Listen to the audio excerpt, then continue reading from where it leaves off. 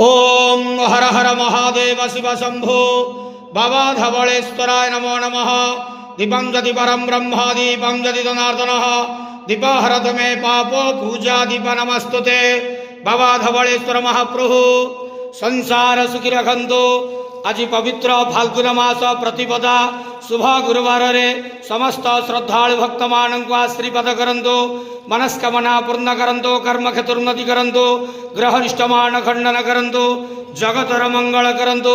विश्वर कल्याण करंतु। आपणकर नाम प्रकाश करंतु। सेवकर डाक श्रवण करंतु। समस्त गुआवसा भक्त मानकर मनस्कामना पूर्ण करंतु। हे बाबा धवलेश्वराय नमो नमः। संसार सुखी रखंतु आनंदे गेवार। हरि बोलो। आज फाल्गुन मास प्रतिपदा तिथि शुभ गुरुवार रे समस्त श्रद्धालु भक्त मान को आशीर्वाद करंतु आनंदे गेवार। हरि बोलो।